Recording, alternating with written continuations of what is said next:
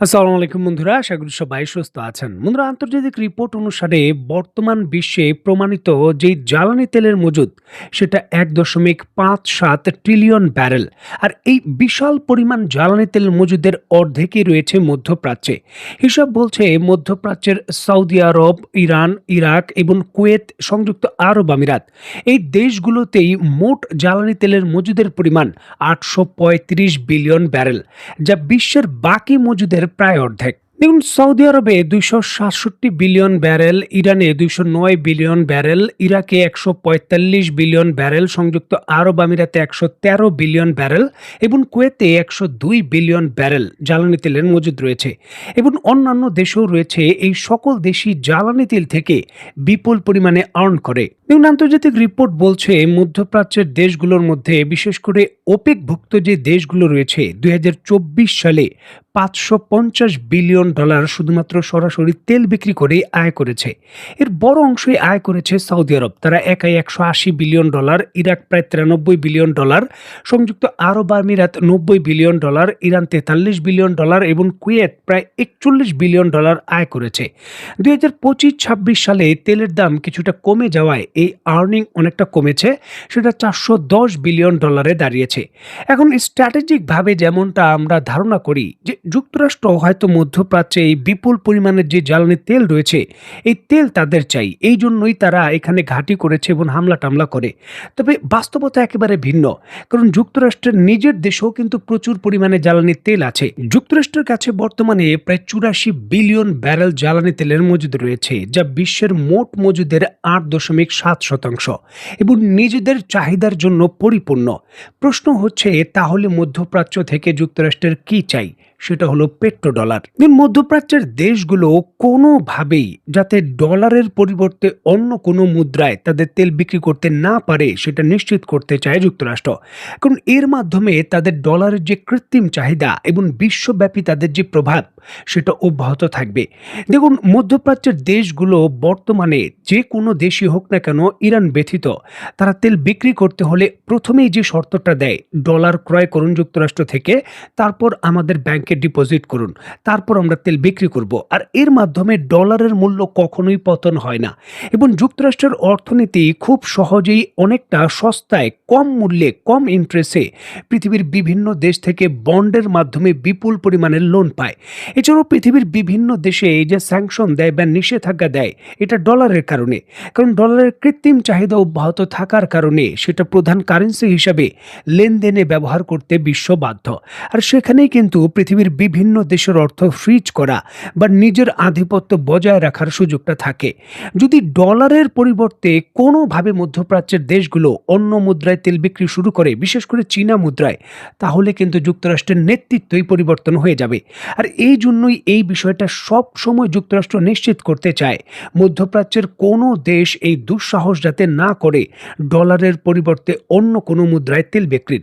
আর এটা যারাই করেছে তাদের বিরুদ্ধেই যুক্তরাষ্ট্র হামলা করছে। সাদ্দাম হোসেন থেকে শুরু করে গাদ্দাফি বা বর্তমানে ইরান কিংবা ভেনেজুয়েলা, তারা কিন্তু ডলারের পরিবর্তে অন্য মুদ্রায় তাদের তেল বিক্রি করতে বা করতে চেষ্টা করেছিল, তার জন্যই এই হামলা। তবে এই ইতিহাস সম্পূর্ণভাবে গুড়িয়ে দিয়েছে ইরান, নতুনভাবে বিশ্ব ব্যবস্থা তৈরি করেছে এবং ডলারের উপর এ যাবৎকালের সবথেকে বড় হামলা এইবার ইরান করেছে।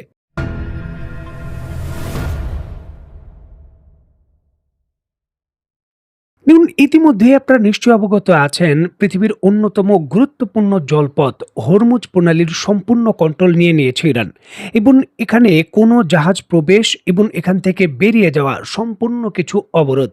ইরান এখান থেকে কোনো ধরনের এই ধরনের সুবিধা প্রদান করছে না। আন্তর্জাতিক তথ্য অনুযায়ী বর্তমান পৃথিবীর মোট জ্বালানি চাহিদার প্রায় ৩০% যোগান দেওয়া এই জলপথ দিয়ে প্রতিদিন ২০ মিলিয়ন ব্যারেল জ্বালানি তেল রপ্তানি হয়, আর্থিক মূল্য যার প্রায় ২.৫ থেকে ৩ বিলিয়ন মার্কিন ডলার। এখন ইরান এই ক্ষেত্রে নতুন একটা নিয়ম এনেছে।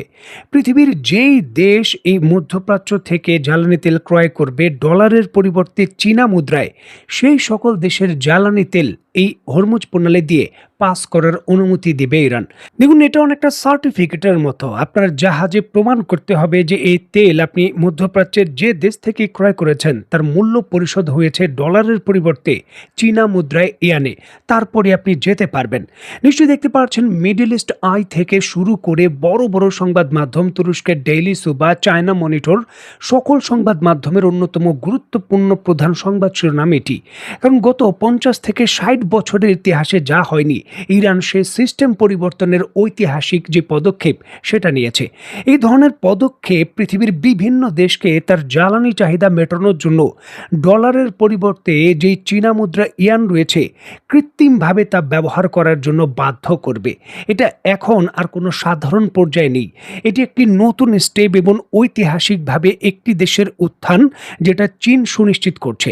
দেখুন, এই যে হরমুজ প্রণালীর যুদ্ধ বা এই যে ইরানের বিরুদ্ধে যুদ্ধ, এটা শুধু পরমাণু কর্মসূচি বা পারমাণবিক বোমা তৈরির ইস্যুকে কেন্দ্র করে নয়, এটি যুক্তরাষ্ট্রের নেতৃত্বকে অব্যাহত রাখা এবং মধ্যপ্রাচ্যের ডলারের কৃত্রিম চাহিদাকে বজায় রাখার একটা লড়াই ছিল।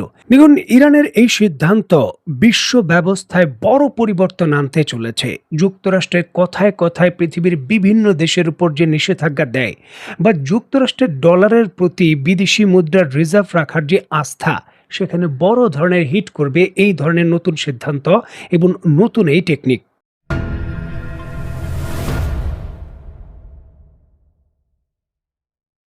দেখুন, বাংলায় একটি বিখ্যাত উক্তি আছে, আমও গেল ছালাও গেল।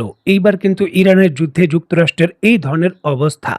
40 বছর ধরে তারা মধ্যপ্রাচ্যে যে ঘাঁটি তৈরি করেছে, আকাশ প্রতিরক্ষা ব্যবস্থার সেটআপ, রাডারের সেটআপ তৈরি করেছিল, গত কয়েক দিনের যুদ্ধেই সেগুলো কিন্তু ধ্বংস হয়ে গেছে এবং পদে পদে যুক্তরাষ্ট্রের আকাশ প্রতিরক্ষা ব্যবস্থা এবং প্রযুক্তিগুলো ব্যর্থ হয়েছে। এটা বিশ্বব্যাপী তাদের অস্ত্রের প্রতি যে আত্মবিশ্বাস এবং বাণিজ্য, সেখানে বড় আঘাত করবে। আর নতুন করে ইরান ডলারের বিরুদ্ধে পেট্রোকারেন্সির যেই বড় ধরনের শক্তিশালী একটা দেওয়াল ছিল, সেটাকে ব্রেকডাউন করে দিচ্ছে এই হরমুজ প্রণালীর মাধ্যমে। এখন কিন্তু চীনা কারেন্সির একটা শক্তিশালী উত্থান হবে, যেটা দীর্ঘদিন ধরে চীন পরিকল্পনা করছিল আর সময় বুঝে ইরানের মাধ্যমে সেটা লঞ্চও করে দিয়েছে। দেখুন, এই যে ইরানের প্রেক্ষাপটে চীন সরাসরি সকল ধরনের সমর্থন দিয়ে ইরানের পাশে থাকবে ঘোষণা দিয়েছে, এটা শুধু ইরান কেন্দ্রিক নয়, এই চীনের উচ্চ আকাঙ্ক্ষা এবং তার বিশ্ব নেতৃত্ব তৈরি করা এবং সেই জায়গাটা দখল করা তার একটি অন্যতম গেম প্ল্যানের অংশ। সে নিজের সার্ভাইভের জন্যই কিন্তু ইরানকে সহযোগিতা করবে। এই যে ঘটনাটা ঘটলো, এটা কিন্তু এটাও প্রমাণ করে ইরানের সঙ্গে যে কোনো মূল্যে একেবারে শেষ সময় পর্যন্ত চীন থাকবে। অত্যন্ত গুরুত্বপূর্ণ বিষয়ে যুক্তরাষ্ট্রের একেবারে জায়গা মতো হাত দিয়েছে ইরান, পেট্রো ডলারে হাত দিয়েছে, যুক্তরাষ্ট্রের অন্যতম দুর্বলতম স্থান। সুতরাং এই যুদ্ধ, ইরানের যুদ্ধ যে শেষ হয়ে যাবে রাতারাতি, এমনটা ভাবা এখন একেবারে দুষ্কর ব্যাপার।